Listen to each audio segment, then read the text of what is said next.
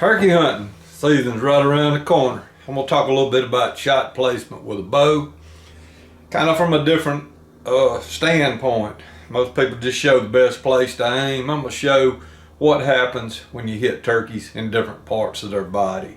Now, this turkey here, it's Dura mesh, and its kill zone is shown to be centered right here, another ring right here, and another ring right here. Now, that's definitely in the wrong part of the body, but I'm going to talk about what's going to happen if you hit there. Now, what you have to realize on a turkey is he's got, right in this area, he's got a craw or crop. We always call him craw. But anyway, this object is what holds his food. When he eats it, it holds it. It don't digest it. It's just a temporary holding place for the food. And it can get big around as a softball, literally, just full of food. And then when it gets that size, it puffs the chest out further. It's a non-vital shot. If you hit them there, it's a non-recoverable shot. If you hit them there, it's a vital shot, but you will never recover them. And this is right in here. So this whole area right in here, and this is feathers right here, is off limits. You definitely will not recover a bird if you hit him right here. Now when you get down a little lower, obviously the breast comes down. The craw kind of fits right in there, and the breast comes around like that. He's got his big breastbone right here. It comes around, comes to a point right here, and comes up here. All that is breast. Now, if you hit anywhere in the breast, and I'm gonna talk two different ways about this. I'm gonna talk about it in the standpoint you hit him there with a standard deer broadhead, a little 1.1/8" broadhead. If you hit him anywhere in the breast with an 1.1/8" broadhead, that's a non-recoverable shot, unless you're in just some really good situation for recovery. Have a dog, big open country with no vegetation. You might sneak up on him and get another area in him, but that's for the most part, that's non-recoverable. Now, if you shoot him with a big head like I shoot, a big 3.5-inch tomahawk, and you hit him in the breast, then it starts leaning towards a tough recovery, but a recovery, and that's the reason I shoot those big heads. Now, the breast comes down in here, and you also have legs that go up through the breast area. His legs, if you hit him in a leg, unless you hit him really high in the drumstick, it's going to be a breast shot. It's going to be a leg breast combo.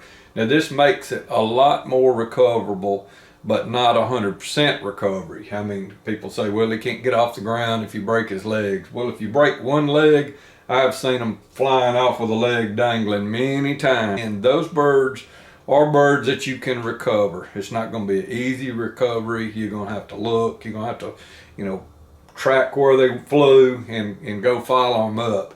And sometimes they'll just run off on one leg, kind of flopping with their wings and running off with one leg. They're still a little bit difficult to recover, but if you hit that drumstick and the breast combo, most of the time you're going to recover those birds.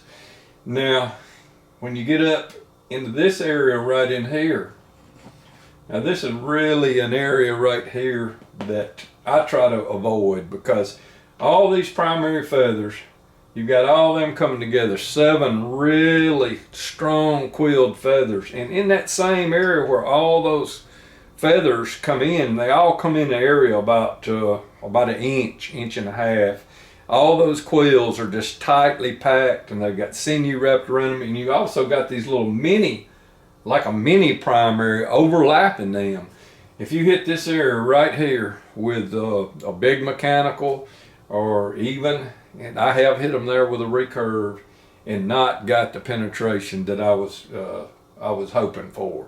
This is really an area that needs to be avoided, and because a lot of times you won't get the penetration. I've hit them there with a mechanical, and it would just bend one of the primary feathers out, and he'd hop up and come back down and go chase a jake. He thought the jake hit him, and he went chasing the jake, and I ended up killing the same bird a few days later. That feather was still sticking out like that, and he had one little old red spot on his the upper portion of his breast. So that's a shot that should be avoided. Now, you get back in this area right here, his tail's going to join right here, and all his guts, all his intestines is right in here. You hit him in those intestines, what that bird's going to do, he's going to run off real lethargic. He might take off pretty fast at first, and he's going to stop and start walking. He's going to be real lethargic. He's probably not going to go but about 80 yards, and he's going to lay down. If you chase him immediately, he's going to put up a pretty good race for you. So that's a bird you need to, let him go out there, let him lay down, and go look for him. Most of the time, the gut shot birds that I've hit there, I'll let them go out there, and I'll see them kind of slowing down, and they'll get up in the bushes. I'll get outside of my blind and just stand there and listen. And 9 times out of 10, I'll hear that turkey start doing its death flop when he dies. The time varies. I shot one this past spring, right there, nothing but a good gut shot with a big 3.5-inch mechanical, and he didn't go but 40 yards and died. I've hit him there with lesser heads. You hit him there with like a deer broadhead, he might go 200-300 yards. It's going to be a tougher recovery by far, but you still can recover them. It'll be a little bit of a blood trail, some gut matter and stuff. You can still track them.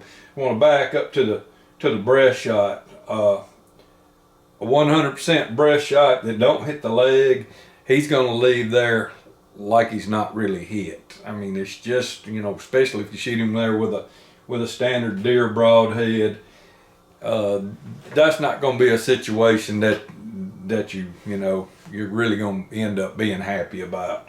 So you always want to stay this whole area right in here, which is roughly 50% of the turkey. You want to stay away from all that down. If you get lucky and hit a leg, that's one thing, but don't count on being lucky, count on being good. Now, let's get back to the heart of it. This right here, all this area right in here. And now, what that's going to do, that's going to take out his vitals, and it's going to take out his thighs.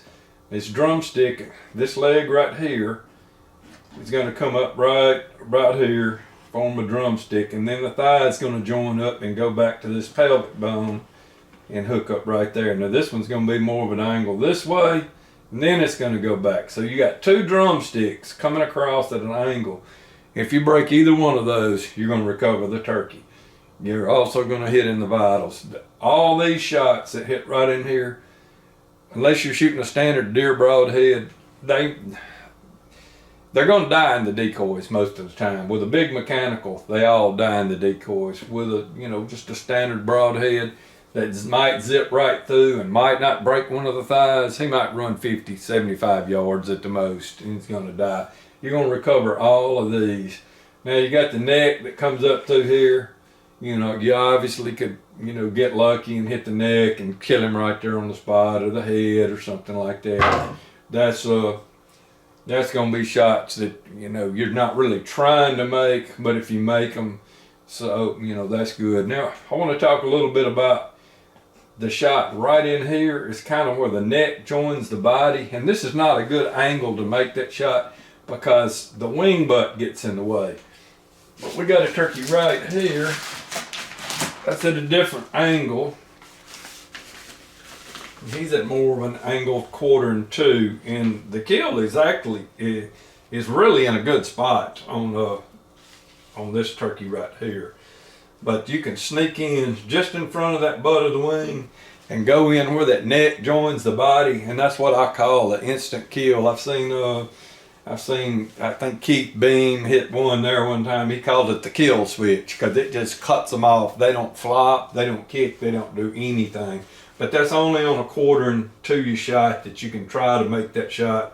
It's where the neck joins the body, the solar plexus or whatever.